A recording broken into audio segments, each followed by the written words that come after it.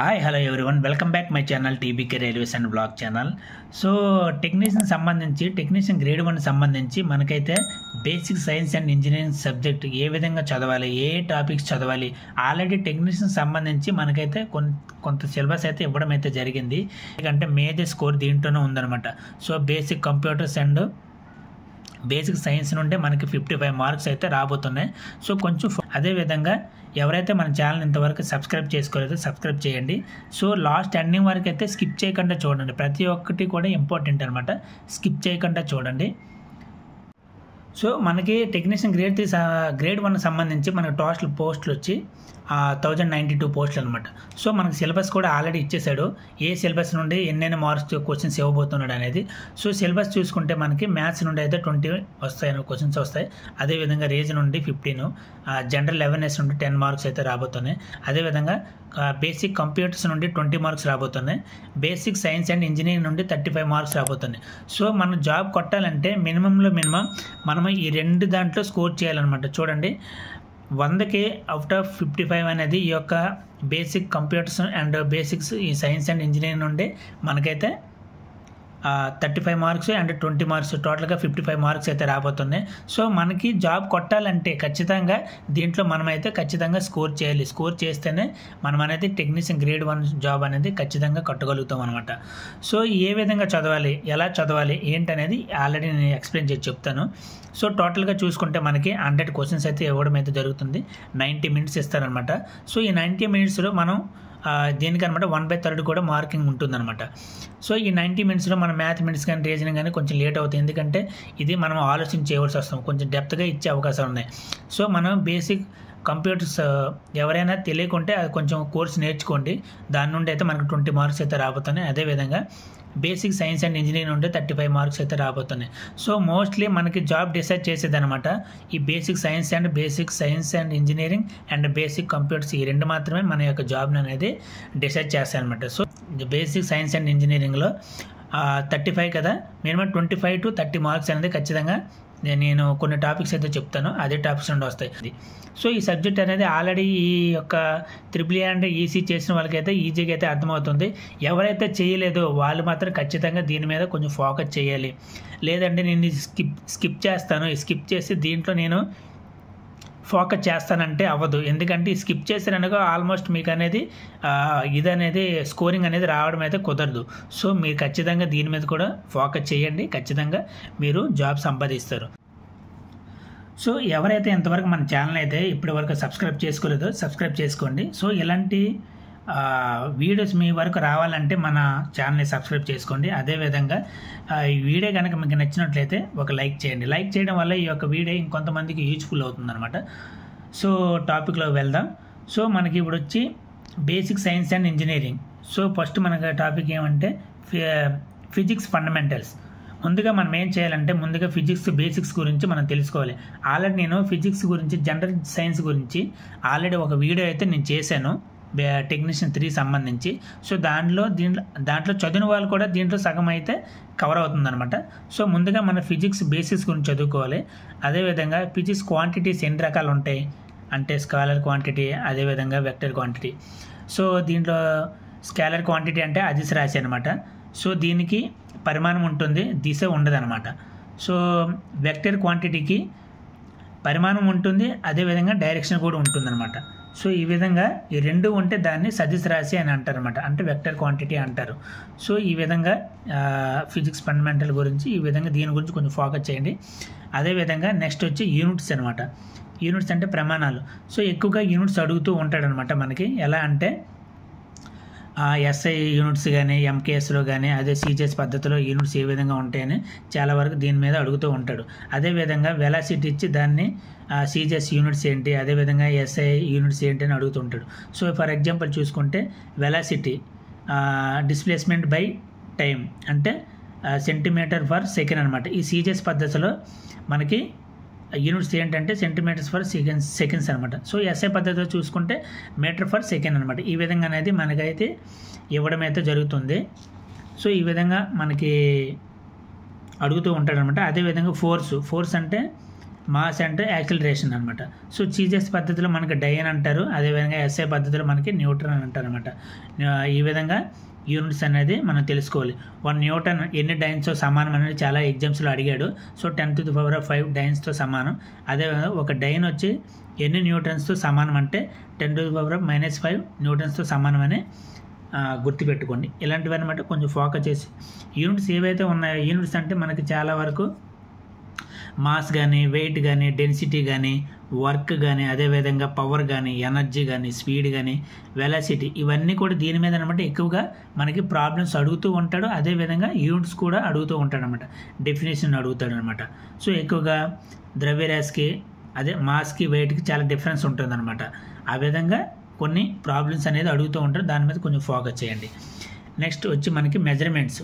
So 1 సెంటీమీటర్కి ఎన్ని మిల్లీమీటర్లు, ఒక 10 సెంటీమీటర్కి ఎన్ని డెసిమీటర్స్, అదేవిధంగా 100 సెంటీమీటర్కి 1 మీటరు, 1 kmకి ఎన్ని మీటర్లు అంటే 1000 మీటర్స్. ఈ విధంగా కొన్ని కొంచెం సింపుల్గా ఉంటాయి, కాకపోతే చాలామంది కన్ఫ్యూజ్ అవుతూ ఉంటారు. సో కన్ఫ్యూజ్ అవ్వకుండా ఈ మెజర్మెంట్స్ అనేది గుర్తుపెట్టుకోండి అనమాట.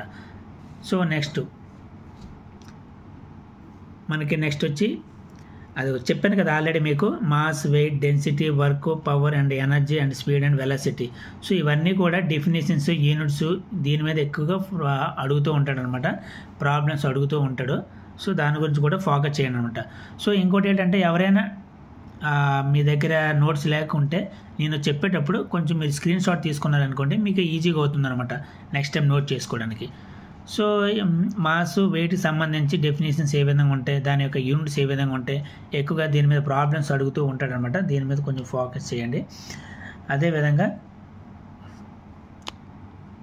మెకానిక్స్ యాంత్రిక శక్తి అంటారు కదా, యాంత్రిక శాస్త్రం, దాని మీద కూడా ఫోకస్ చేయండి. ఎందుకంటే మ్యాక్సిమం ఇవన్నీ కూడా మెకానిక్స్లోనే వస్తాయి అన్నమాట, ఇవన్నీ కూడాను.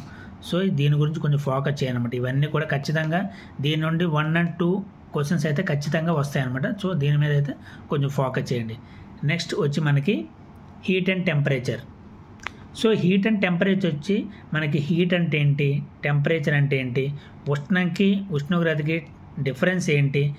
సో దీని మీద డెఫినేషన్స్ అడుగుతాడు, యూనిట్స్ అడుగుతుంటాడు, కన్వర్షన్ ఎక్కువగా అడుగుతుంటాడు అనమాట. దీంట్లో ఖచ్చితంగా ఒక కన్వర్షన్ అయితే అడుగుతాడు. సో హీట్కి సీజెస్ పద్ధతిలో యూనిట్స్ ఏంటంటే కెలోరీ, అదేవిధంగా ఎస్ఐ పద్ధతిలో ఎస్ఐ యూనిట్స్ ఏంటంటే జౌల్ అనమాట. సో ఈ విధంగా మీరు గుర్తుపెట్టుకోండి. సో నెక్స్ట్ వచ్చి కన్వర్షన్ అనమాట. అంటే ఫారెన్ హీట్లో ఉన్నదాన్ని సెంటిగ్రేడ్లో ఎలా మార్చాలి, అదేవిధంగా కెల్విన్లో ఉన్నదాన్ని ఫారెన్ హీట్లో ఏ విధంగా మార్చాలని చాలా దగ్గర అడుగుతూ ఉంటాడు, కన్వర్జేషన్ అనమాట. సో ప్రతి ఒక్కరు కూడా ఈ యొక్క టేబుల్ ఉంది కదా గుర్తుపెట్టుకోండి. సో ఈ టేబుల్ గుర్తుపెట్టుకుంటే మీరు సింపుల్గా కన్వర్షన్ చేయడానికి చాలా ఈజీగా అయితే ఉంటుందన్నమాట. సో నెక్స్ట్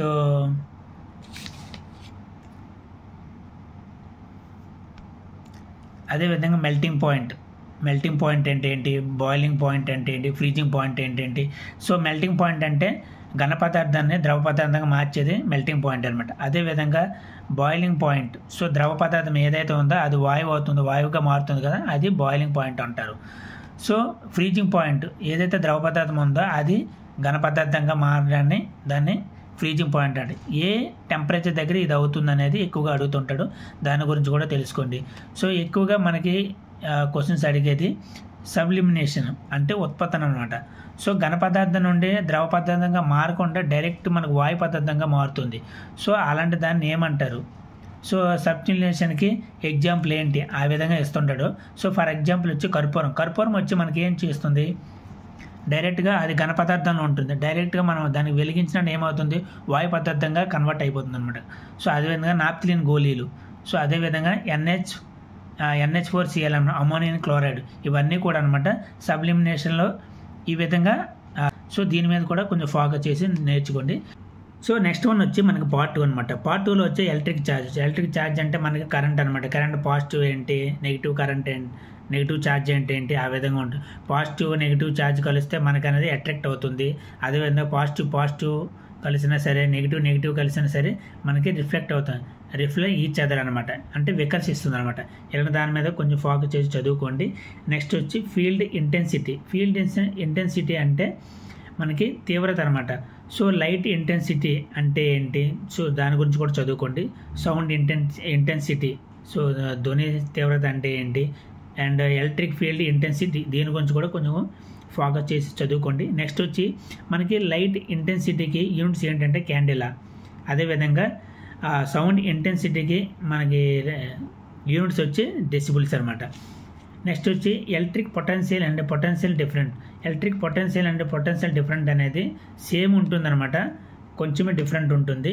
సో వోల్టేజ్ అనమాట, దీనికి యూనిట్స్ ఏంటంటే volts. So simple electric circuits. Next వచ్చి సింపుల్ ఎలక్ట్రిక్ సర్క్యూట్స్ ఏ విధంగా ఉంటాయి. సో సింపుల్ ఎలక్ట్రిక్ సర్క్యూట్ అంటే మనకి రెసిస్టెన్స్ అనేది ఈ విధంగా ఉంటుంది, ఇండక్టెన్స్ అనేది ఈ విధంగా మనకి చూపిస్తారనమాట. సో కెపాసిటెన్స్ అనేది ఈ విధంగా చూపిస్తారనమాట. సో రెసిస్టెన్స్ అనమాట ఆర్తో చూపిస్తాం, ఇండక్టెన్స్ని ఎల్తో చూపిస్తాం, అదేవిధంగా కెపాసిటెన్స్ సీతో చూపిస్తాం. మీకు డౌట్ రావచ్చు, ఆల్రెడీ ఇండక్టెన్స్ అంటే ఐ వస్తుంది కదా, ఎల్ ఏముందని అడుగుతారు చాలామంది, డౌట్ వస్తుంటుంది. సో ఐ అంటే అది ఆల్రెడీ మన కరెంట్ మెజర్ చేసేది 5 యూనిట్ చేస్తామన్నమాట. కరెంట్ ఏదైతే ఉందో కరెంట్ సింబల్ అనమాట 5తో చూపిస్తాం. సో దీంట్లో ఇండక్టెన్స్ అనేది ఎల్తో చూపిస్తాం అనమాట. సో రెసిస్టెన్స్కి యూనిట్స్ ఏంటంటే ఓమ్స్లా. సో నెక్స్ట్ వచ్చి ఇండక్టెన్స్కి యూనిట్స్ ఏంటంటే హెన్రీ. సో కెపాసిటెన్స్కి యూనిట్స్ ఏంటంటే ఫారడేస్ అనమాట. సో ఈ విధంగా మీరు దాని గురించి కొంచెం డెప్త్గా అయితే చదువుకోండి. నెక్స్ట్ వచ్చి conductors. So electric conductors and thermal conductors. అసలు కండక్టర్స్ అంటే ఏంటి, ఏవైతే ఆ ఎలక్ట్రిక్ ఛార్జ్ని అలౌ చేసుకుంటే దాన్ని కండక్టర్స్ అంటారు అనమాట. సో ఎలక్ట్రిక్ కండక్టర్స్ అదేవిధంగా థర్మల్ కండక్టర్స్ ఇవన్నీ కూడా అలౌ చేసుకునేది అనమాట. సో ఏంటంటే సిల్వరు, రాగి, అల్యూమినియం ఈ విధంగా అనమాట. ఇవన్నీ కూడా దీంట్లో అనమాట ఎలక్ట్రిక్ ఛార్జ్ అనేది కరెంట్ అనేది ఫ్లో అవుతుంది, అలౌ చేసుకుంటుంది అనమాట. సో నాన్ కండక్టర్స్ దేంట్లో అయితే అలౌ చేయకూడదు ఉంటాయి కదా, దాన్ని అయితే నాన్ కండక్టర్స్ అయితే అంటారు. సో దీనికి వచ్చి మనకి ఫర్ ఎగ్జాంపుల్ ఎలా ఎగ్జామ్స్ అడుగుతాడంటే మీకు కొన్ని కింద అనమాట ఆప్షన్లు ఇచ్చారనమాట. దీంట్లో non conductors which one is non conductors అని అడుగుతుంటాడు. సో అలాంటప్పుడు కొన్ని కింద అనమాట మనకి ఏబిసిడి కొన్ని ఆప్షన్లు అయితే ఇవ్వడం అయితే జరుగుతుంది. ఆ విధంగా మనం తెలుసుకోవాలన్నమాట. Rubber, wood, plastic and thermal sheets ఉంటాయి కదా, థర్మాకోల్ షీట్స్ ఇవన్నీ కూడా అనమాట నాన్ కండక్టర్స్ కింద వస్తాయి అనమాట. నెక్స్ట్ దీని ఓమ్స్లా మోస్ట్ ఇంపార్టెంట్ అనమాట. సో ఓమ్స్ల మీద ఎక్కువగా ప్రాబ్లం చూసుకోండి అనమాట. సో ఓమ్స్లా ఈ యొక్క ట్రయాంగిల్ పట్టికని గుర్తుపెట్టుకోండి. V=I/R. సో కరెంట్ పెరిగేటప్పుడు రెసిస్టెన్స్ తగ్గుతుంది అనమాట. సో నెక్స్ట్ వచ్చి resistance in series and parallel connection ఏ విధంగా కనెక్ట్ చేయాలి ఎక్కువగా అడుగుతుంటాడు ఇలా. సో సిరీస్లో ఎప్పుడు కూడా రెసిస్టెన్స్ వాల్యూ పెరిగితే కరెంట్ అనేది తగ్గుతూ ఉంటుంది అనమాట. ప్యారలల్లో రెసిస్టెన్స్ వాల్యూ తగ్గుతూ ఉంటుంది, తగ్గితే కరెంట్ వాల్యూ అని పెరుగుతూ ఉంటుంది. సో మనం ఎప్పుడు కూడా మన యొక్క హౌస్ వైరింగ్ కానీ ఏవి కానీ కూడా మనకి ఎప్పుడు కూడా ప్యారలల్ కనెక్షన్లో కనెక్ట్ చేస్తారనమాట, హౌస్ వైరింగ్ అనేది చేస్తారు. సో ఇలాంటివన్నీ ఎలా అడుగుతూ ఉంటాడంటే, సో హౌస్ వైరింగ్ అనేది ఏ కనెక్షన్లో చేస్తారు, ప్యారలల్ కనెక్షన్ చేస్తారు, ఇలాగ కొన్ని ప్రాబ్లమ్స్ ఇస్తారనమాట. ప్రాబ్లమ్స్ అనేది ఖచ్చితంగా రెసిస్టెన్స్ సిరీస్ అండ్ ప్యారలల్ సంబంధించి ప్రాబ్లమ్స్ అనేది ఖచ్చితంగా అడుగుతూ ఉంటారు. దీని మీద కొంచెం ఫోకస్ చేయండి, ఓకేనా. Next specific resistance. So units ఏంటంటే ఓమ్ మీటర్. సో స్పెసిఫిక్ రెసిస్టెన్స్కి ఓమ్ మీటర్ అనమాట. Next energy and power definitions తెలుసుకోండి. అదేవిధంగా సమ్స్ ఇస్తుంటాడు యూనిట్స్ ఆల్రెడీ ఇంతకు ముందే మీకు చెప్పాను కదా. So mass, weight, density and work ఇవన్నీ ఉంటాయి కదా. సో దాంతోనే వర్క్, పవర్, ఎనర్జీ కూడా దీని గురించి కూడా తెలుసుకోండి. And definitions and sums units అనేది ఎక్కువగా ఇస్తూ ఉంటాడు. So magnetic force. So next వచ్చి మనకి మ్యాగ్నెటిక్ ఫోర్స్ అనమాట. సో ఈ మ్యాగ్నెటిక్ ఫోర్స్ అంటే ఏంటి, సో ఫ్లెమింగ్ దీంట్లో మ్యాగ్నెటిక్ ఫోర్స్ చెక్ చేయడానికి మనకి ఫ్లెమింగ్ రైట్ హ్యాండ్ రూల్స్ అదేవిధంగా ఫ్లెమింగ్ లెఫ్ట్ హ్యాండ్ రూల్స్ అనేది మనం యూజ్ చేస్తూ ఉంటాము. సో ఏ పర్పస్కి ఉపయోగిస్తారు, అసలు ఫ్లెమింగ్ రూల్స్ని దేనికి ఉపయోగిస్తారు, అసలు దేనికి యూజ్ చేస్తారు అనేది తెలుసుకోండి. సో నెక్స్ట్ మనకు వచ్చి ఏంటంటే లెఫ్ట్ హ్యాండ్ రూల్, ఏదైతే ఫ్లెమింగ్ లెఫ్ట్ హ్యాండ్ రూల్ ఉందో దీన్ని అయితే మోటార్కి యూజ్ చేస్తారు. అదేవిధంగా ఫ్లెమింగ్ రైట్ హ్యాండ్ రూల్ అనేది జనరేటర్గా యూజ్ చేస్తారు అనమాట. సో సింపుల్గా గుర్తుపెట్టుకోవాలనుకుంటే మనకి ఏదైతే లెఫ్ట్ హ్యాండ్ రూల్ ఉంది కదా, ఇక్కడ ఒక ఆరే ఉంది. సో మోటార్లో కూడా ఒక ఆరే ఉంటుంది కాబట్టి సింపుల్గా గుర్తుపెట్టుకోండి, ఇది లెఫ్ట్ హ్యాండ్ రూల్, దీన్ని మోటార్కి యూజ్ చేస్తారు. నెక్స్ట్ వచ్చి మనకి right hand rule. Right hand రూల్లో 2 ఆర్లు ఉంటాయి అన్నమాట. ఆరు అండ్ రూల్స్తో ఒక 6, ఈ 2 ఆర్లు జనరేటర్లు కూడా మనకి 2 ఆర్లు వస్తాయి అన్నమాట. సో ఈ విధంగా 2 ఆర్లు వచ్చిందని జనరేటర్గా గుర్తుపెట్టుకో. సో జస్ట్ సింపుల్గా మీకు గుర్తుంటుందని ఆ విధంగా చెప్తున్నాం. సో ఈ విధంగా అయితే ఉంటుందన్నమాట plumbing left hand rules and right hand rule. Left hand అనేది మీద అనేది మోషన్ ఆఫ్ కండక్టర్స్, అదేవిధంగా ఇది యాంగిల్ అనమాట. సో ఇది వచ్చి మనకి మ్యాగ్నెటిక్ ఫీల్డ్, ఇది వచ్చి అనమాట కరెంట్ అనమాట. ఎప్పుడు కూడా మోషన్ ఆఫ్ కండక్టర్స్ అనేది మ్యాగ్నెటిక్ ఫీల్డ్కి 90 degrees కోణంలో అయితే ఉంటుందన్నమాట. సో ఇది చాలా దగ్గరలో అడిగాడు ఈ బిట్టు. సో ఎన్ని డిగ్రీస్లో ఉంటుందని, motion of conductors and motion of magnetic ఫీల్డ్కి ఎన్ని డిగ్రీస్లో ఉంటుందని చాలా ఎగ్జామ్స్ అయితే అడగడం అయితే జరిగింది. సో దీని గురించి కూడా మీరు కొంచెం ప్రిపేర్ అవ్వండి. సో నెక్స్ట్ వచ్చి motors and generators. So motors ఏ ప్రిన్సిపల్ మీద పనిచేస్తాయి, ఎలా పనిచేస్తాయి, ఎక్కడెక్కడ యూజ్ చేస్తారు, అసలు మోటార్ అంటే ఏంటి, మోటార్ను ఎలక్ట్రికల్ ఎనర్జీ నుండి మెకానికల్ ఎనర్జీగా కన్వర్ట్ చేస్తుంది, అదేవిధంగా ఎక్కడెక్కడ యూజ్ చేస్తారంటే ఫ్యాను, రిఫ్రిజిరేటర్స్, మిక్సర్ దగ్గర అయితే దీన్ని ఎక్కువగా యూజ్ చేస్తూ ఉంటారు. సో జనరేటర్స్ అంటే ఏంటి, జనరేటర్స్ అంటే మెకానికల్ ఎనర్జీ నుండి ఎలక్ట్రికల్ ఎనర్జీగా మనకి కన్వర్ట్ చేస్తున్నాం. అంటే సమ్ టైం మన ఇంట్లో కరెంట్ పవర్ లేకపోతే అప్పుడు మనం ఏం చేస్తాం, జనరేటర్ పెట్టి మన ఇంటికి అనేది పవర్ ఇస్తూ ఉంటాం. ఫర్ ఎగ్జాంపుల్ అనమాట ఆ విధంగా వస్తుంటాయి. సో ఈ జనరేటరు మోటార్స్ ఏ ప్రిన్సిపల్ మీద పనిచేస్తాయి, అదేవిధంగా మ్యాగ్నెటిక్ ఫీల్డ్స్, మ్యాగ్నెటిక్ ఫ్లక్స్ గురించి ఎక్కువగా అడుగుతుంటాడు. సో దాని మీద కూడా కొంచెం మీరు నేర్చుకోండి. సో నెక్స్ట్ వచ్చి ట్రాన్స్ఫార్మర్స్ ప్రిన్సిపల్ వచ్చి మనకి మ్యూచువల్ ఇండెక్స్ అనమాట. సో నెక్స్ట్ దీంట్లో వచ్చి స్టెప్ అప్ ట్రాన్స్ఫర్ గురించి నేర్చుకోండి. అదేవిధంగా step down transfer. Step up ట్రాన్స్ఫర్లోన ప్రైమరీ వైండింగ్ ఎక్కువ ఉంటుందా, సెకండరీ వైండింగ్ ఎక్కువ ఉంటుందా అని అడుగుతుంటాడు. సో అదేవిధంగా స్టెప్ డౌన్ ట్రాన్స్ఫర్లో ప్రైమరీ వైండింగ్ ఎక్కువ ఉంటుందా, సెకండరీ వైండింగ్ ఎక్కువ ఉంటుందని అడుగుతూ ఉంటారు. సో ఇలాంటి డౌట్స్, ఇలాంటి క్వశ్చన్స్ అడుగుతూ ఉంటారు. సో దాని మీద కూడా కొంచెం ఫోకస్ చేసి చదువుకోండి. నెక్స్ట్ వచ్చి ఫ్యారడేస్ లాస్ ఉన్నాయి కదా, Faraday's first law and second laws, దాని గురించి కూడా కొంచెం తెలుసుకోండి. సో పార్ట్ 3 వచ్చి మనకి ఎలక్ట్రానిక్స్. సో ఎవరైతే ఈసీ చేసి ఉంటారో ఖచ్చితంగా ఈ సబ్జెక్ట్, కోర్ సబ్జెక్ట్ అయితే వాళ్ళకైతే ఈజీగా అయితే అర్థమవుతుంది. సో వాళ్ళకైతే ఈజీగా ఉంటుంది. వేరే వాళ్ళకి ఎవరైనా డిగ్రీ కానీ బీఎస్సీ మీద ఎవరైతే వచ్చి ఉంటారో వాళ్ళకి సైన్స్లో అయితే అక్కడక్కడైతే ఈ సబ్జెక్ట్ అయితే ఉంటుంది. ఎలక్ట్రానిక్స్ అనమాట. సో ఎలక్ట్రానిక్స్ అనేది మేజర్ పార్ట్స్ అనమాట ఇది. So electronic and measurements. So దీంట్లో ఏం మెజర్ చేస్తారు, current and voltage and resistance and power, temperature, frequency and charge, దీని గురించి అనమాట చదువుకోండి. సో కరెంట్కి మెజర్మెంట్స్ దేంతో చూస్తారంటే, దేంతో మెజర్ చేస్తారంటే యామీటర్తో చేస్తారు. అది ఏసీలో కానీ డీసీలో కానీ యామీటర్తో చేస్తారు. వోల్టేజ్ అనమాట వోల్ట్ మీటర్తో చేస్తారు, అది ఏసీ కానీ డీసీలోనూ చేస్తారు. సో రెసిస్టెన్స్ని కూడా ఓమ్ మీటర్లో చేస్తారు, ఏసీ అండ్ డీసీలో కూడా చేస్తారు అనమాట. నెక్స్ట్ వచ్చి మనకి పవర్, మల్టీమీటర్లో కూడా చేస్తారనమాట పవర్ని. అంటే మల్టీమీటర్ అంటే వోల్టేజ్ అండ్ కరెంట్ ఇవన్నీ కూడా ఈ మల్టీమీటర్లో ఉంటాయి అనమాట. దాంట్లో చెక్ చేసుకొని దాని డిజిటల్ మీటర్లో ఉంటాయి అనమాట. సో మనకి కరెంట్కి యూనిట్స్ వచ్చి యాంపియర్ అనమాట. సో వోల్టేజ్కి యూనిట్స్ వచ్చి మనకి వోల్ట్స్, రెసిస్టెన్స్కి యూనిట్స్ వచ్చి మనకి ఓమ్స్ అనమాట. నెక్స్ట్ పవర్కి వచ్చి అనమాట వాట్స్. టెంపరేచర్కి వచ్చి 0 degrees కెల్విన్ అనమాట. ఫ్రీక్వెన్సీ అంటే హెడ్జెస్ ఎప్పుడు కూడా మన ఫ్రీక్వెన్సీ అనేది ఇండియన్ ఫ్రీక్వెన్సీ ఎంత అంటే 50 హెడ్జెస్ అనమాట. సో అది గుర్తుపెట్టుకోండి మీరు. అదేవిధంగా ఛార్జ్ కొలంబోస్ అని అంటారు అనమాట.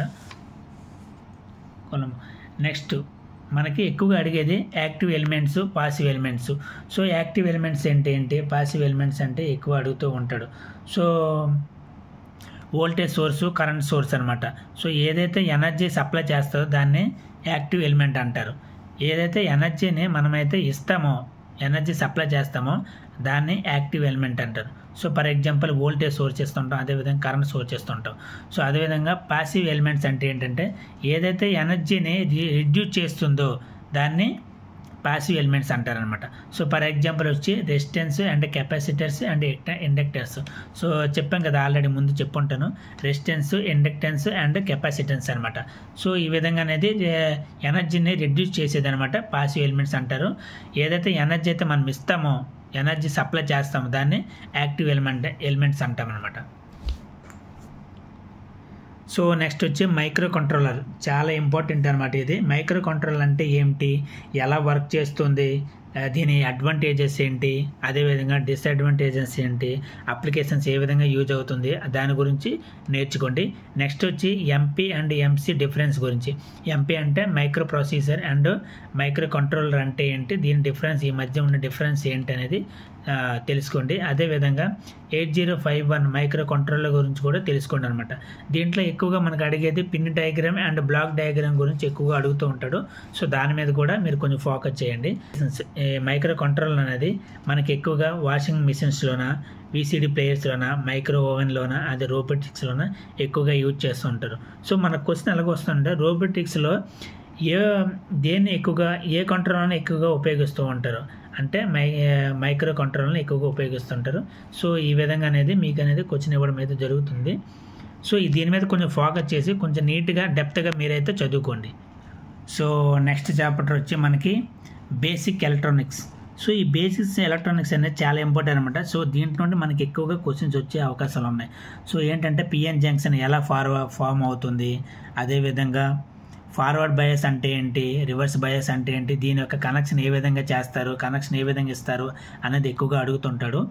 సో నెక్స్ట్ చాప్టర్ వచ్చి మనకి బేసిక్ ఎలక్ట్రానిక్స్ అనమాట. సో పిఎన్ జంక్షన్ ఎలా ఫామ్ అవుతుంది, అదేవిధంగా పిఎన్ జంక్షన్ ఏ విధంగా ఫామ్ అవుతుంది, దీన్ని ఫార్వర్డ్ బయాస్లో ఏ విధంగా కనెక్ట్ చేస్తారు, అదేవిధంగా ఈ పిఎన్ జంక్షన్ని రివర్స్ బయాస్లో ఏ విధంగా కనెక్ట్ చేస్తారు అనేది ఎక్కువగా అడుగుతూ ఉంటాడు. సో ఆ విధంగా మీరు కొంచెం నేర్చుకోండి. So P type diode and N type ఈ విధంగా కొన్ని ఉంటాయి అనమాట.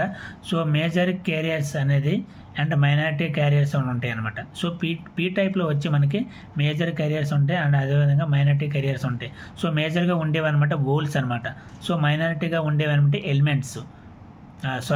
ఎలక్ట్రాన్స్.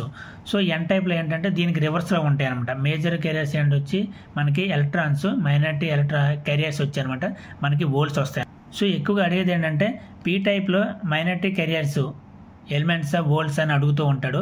సో ఆ విధంగా మన క్వశ్చన్స్ అనేది ఎలక్ట్రాన్స్ అనమాట. ఈ ఎలక్ట్రాన్స్ అనేది మైనారిటీ కెరియర్స్ ఏంటంటే ఎలక్ట్రాన్స్ అనమాట. సో ఎన్ టైప్లో మేజర్ కెరియర్స్ ఏంటంటే ఎలక్ట్రాన్స్. ఆ విధంగా దీనికి రివర్స్ ఉంటుంది అనమాట ఇది. సో ఆ విధంగా అనేది ఇవ్వడం అయితే జరుగుతుంది. సో నెక్స్ట్ వచ్చి ట్రాన్సిస్టర్స్. సో ట్రాన్సిస్టర్స్ వచ్చి పిఎన్పి అండ్ ఎన్పిఎన్ అంటే ఏంటి, సో ఈ ట్రాన్సిస్టర్ని ఎక్కడ యూజ్ చేస్తారు, ఏ విధంగా దీని యొక్క వర్కింగ్ పర్పస్ ఏంటి, దీన్ని ఎక్కడెక్కడ యూజ్ చేయొచ్చు, ఏ విధంగా దీని వర్క్ అవుతుంది అనేది అడుగుతూ ఉంటాడు. సో పిఎన్పి దీంట్లో వచ్చి మనకి యారో డైరెక్షన్, మనకి ఎప్పుడు కూడా యారో డైరెక్షన్ అనేది ఏ వైపు చూపిస్తుందో దాన్ని యారో వైపు కిందకి కానీ చూపించినట్లు, బేస్ వైపు చూపించినట్లయితే మనకి పిఎన్పి అంటాము. అదేవిధంగా యారో మార్కు బేస్ నుండి హెల్మెట్కి చూపించినట్లయితే దాన్ని పిఎన్పి అంటాం అనమాట. సో మనకి ఈ విధంగా డయాగ్రామ్ ఇచ్చి దీని ఏ ట్రాన్సిస్టర్ అని అడుగుతూ ఉంటారనమాట. సో దాని గురించి నేనైతే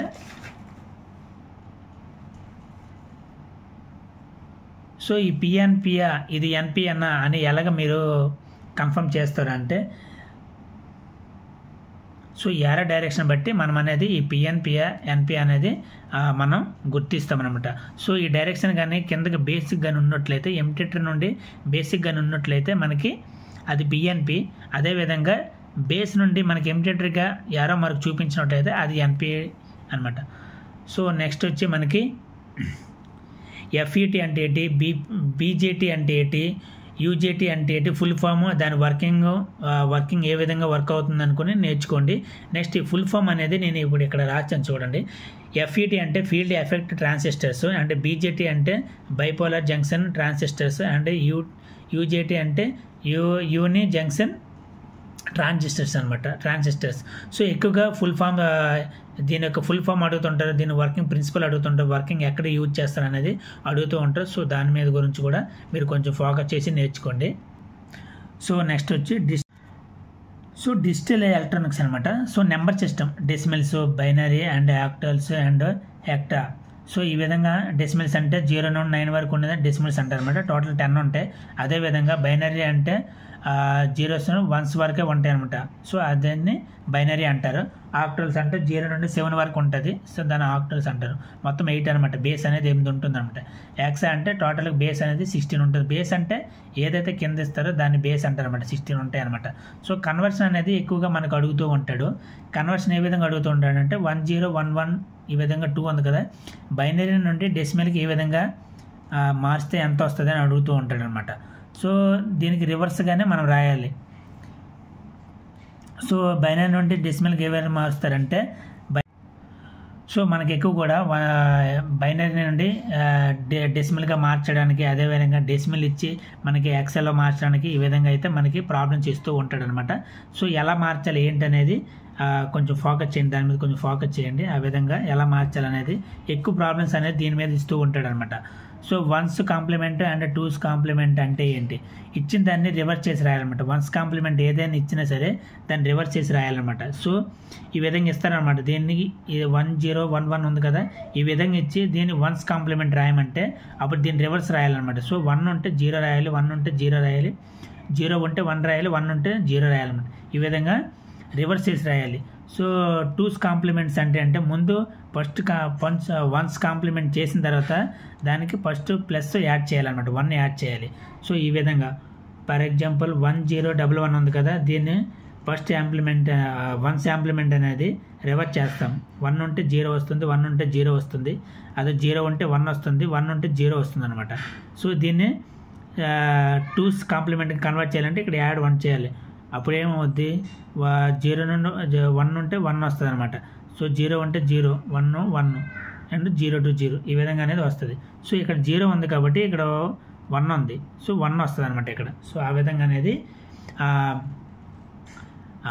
వన్స్ కాంప్లిమెంట్స్ అండ్ 2 కాంప్లిమెంట్స్ గురించి ఖచ్చితంగా దీని నుండి అయితే ఒకటైతే రావడం అయితే జరుగుతుంది. సో అదేవిధంగా గేట్స్ గురించి కూడా చదువుకోండి. యాండ్ గేట్ అంటే, ఆర్ గేట్ అంటే ఏంటి, అదేవిధంగా నాండ్ గేట్ అంటే, నార్ గేట్ అంటే ఏంటి. సో ఎక్కువగా మనకి క్వశ్చన్స్ ఏం అడుగుతుంటాడంటే, అంటే లాస్ట్ టైం అడిగాడు. సో యూనివర్సల్ గేట్స్ ఏమున్నాయి అంటే యాండ్ గేట్, నార్ గేట్ వచ్చి యూనివర్సల్ గేట్స్ అనమాట. సో అదేవిధంగా గేట్స్ సంబంధించి ట్రూత్ టేబుల్ కూడా మీరు నేర్చుకోండి.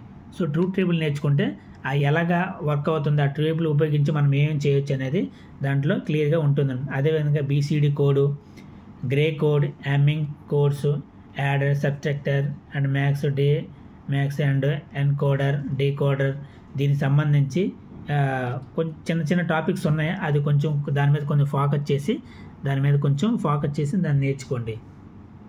సో మీకు అర్థమవ్వాలని నేను ఆల్రెడీ చేశాను. ఎండ్ గేట్ అనేది ఈ విధంగా ఉంటుందన్నమాట. మనం ఏదైతే సప్లై ఇస్తామో అది ఎండ్ గేట్ అంటే ఇన్పుట్ ఇస్తామో అవుట్పుట్ అనేది దాన్ని ఇంటూ చేస్తారనమాట. అవుట్పుట్ వచ్చి మనకి ఇంటూ చేస్తారనమాట.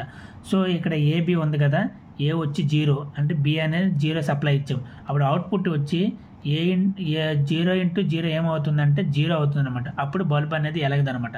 సో అదేవిధంగా ఇన్పుట్ వచ్చి 0 ఇచ్చాం, B ఇచ్చి 1 ఇచ్చామన్నమాట ఇన్పుట్లో. సో మనకు అవుట్పుట్ వచ్చి 0 into 1 ఏమవుతుంది, 0 అవుతుంది. సో ఈ విధంగా 0 అవుతున్నప్పుడు కూడా మనకు బల్బ్ అనేది ఎలగదనమాట. నెక్స్ట్ వచ్చి 1 into 0 ఇచ్చి 0 అవుతుంది. సో దీంట్లో అంటారు ఎక్కడైతే 1 into ఇప్పుడు మన సప్లై అనేది Aలో 1, Bలో 1 ఇచ్చినట్లయితే మనకి అవుట్పుట్ అనేది 1 వస్తే అది అయ్యి అనమాట. అప్పుడు అనేది బల్బ్ అనేది వెలుగుతుంది. సో యాజ్ పర్గా అదేవిధంగా ఆర్ గేట్స్ కూడా, ఆర్ గేట్ అనేది ఇక్కడ మనం మల్టిప్లై చేస్తున్నాం, ఇక్కడ ఏం చేయాలంటే ప్లస్ చేయాలన్నమాట. ప్లస్ చేస్తే మనం ఏదైతే ఇన్పుట్ సప్లై ఇస్తున్నామో ద అవుట్పుట్ అనేది ప్లస్ యాడ్ అవుతుంది అనమాట. సో ఆ విధంగా అనేది ప్లస్ ఇది అవుతుంది.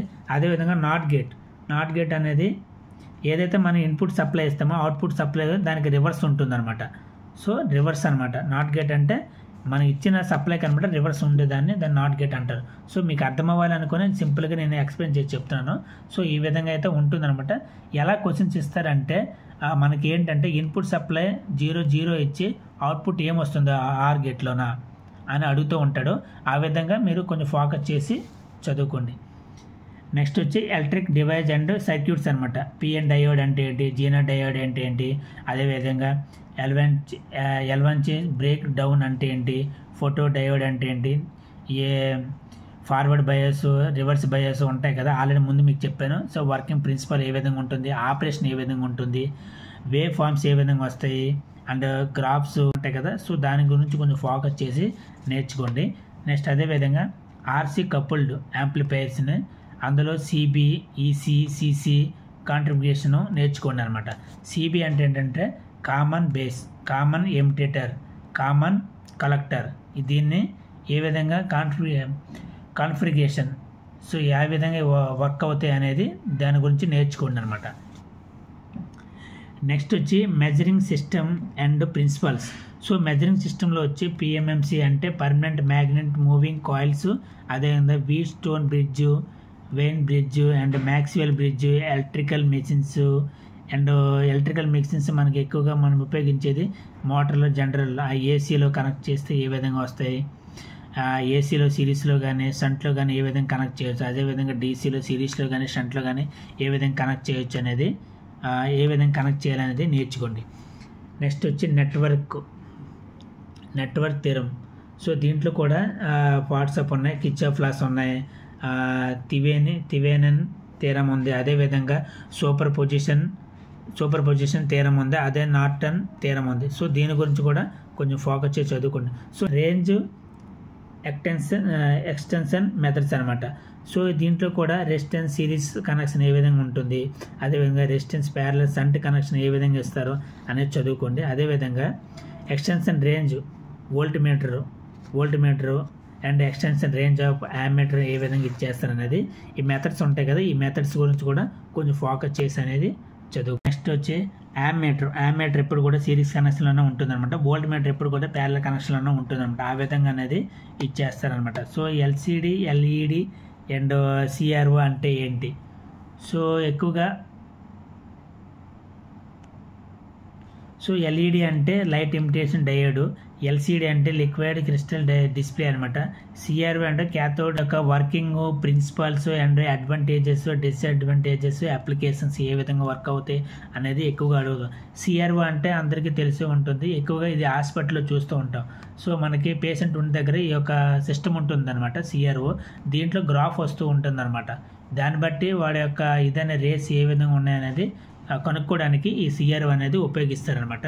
సో అదేవిధంగా FETs, JFETs, MOSFETs, oscillators, amplifiers, flops, shift registers and రెక్టిఫైర్లోన half way and full way, దీని గురించి కూడా కొంచెం మీరు దాని గురించి కొంచెం ఫోకస్ చేసి చదువుకోండి. నెక్స్ట్ సో ఇదండి so basic science and engineering సంబంధించి సబ్జెక్ట్ అనమాట. సో ఏదైతే మనకి టెక్నిక్స్ సంబంధించి సిలబస్ ఏదైతే basic science and engineering syllabus అయితే ఇచ్చాడో సో అదే సిలబస్ అనమాట. ఏ టాపిక్ చదవాలి, ఎలా చదవాలి అనేది నేనైతే జస్ట్ ఓ టాపిక్స్ మాత్రమే చెప్పుకుంటూ వెళ్ళాను. సో అదే టాపిక్ నుండే కొంచెం డెప్త్గా మీరైతే చదువుకుంటే ఫ్రీగా మీకైతే అర్థమవుతుంది అనమాట. సో ఈసీ చేసిన వాళ్ళు ఈసీ చేసిన వాళ్ళు, ట్రిపుల్ ఈ అండ్ ఈసీ చేసిన వాళ్ళకి మాత్రము ఇది సింపుల్గా అర్థమవుతుంది. సో అదర్వైజ్ వేరే వాళ్ళు ఎవరైతే క్యాండిడేట్స్ ఉంటారో వాళ్ళకనమాట ఇది అర్థం కాదనమాట. సో కోర్ సబ్జెక్ట్ అనేది కొంచెం డెప్త్గా ఉంటుంది, కొంచెం దీంట్లో మార్కు తెచ్చుకుంటేనే మీరు అనేది ఈ యొక్క టెక్నీషియన్ అనేది క్వాలిఫై అవుతారు. ఏం లేదు, చాలా కష్టంగా అయితే ఏమి ఉండదు. మన సైన్స్ సబ్జెక్టే మొత్తం కూడా కొంచెం ఫోకస్ చేసి నేర్చుకోండి. సో వీడియో అయితే కొంచెం లెంతీ అయింది, బట్ మంచి ఇన్ఫర్మేషన్ అయితే నేను ఇచ్చాను అనుకుంటున్నాను. సో ఈ వీడియో కనుక మీకు నచ్చినట్లయితే ఈ యొక్క వీడియోకి కొంచెం లైక్ చేయండి. అదేవిధంగా ఎవరైతే ఇంతవరకు మన ఛానల్ని సబ్స్క్రైబ్ చేసుకోలేదో సబ్స్క్రైబ్ చేసుకోండి. Thank you.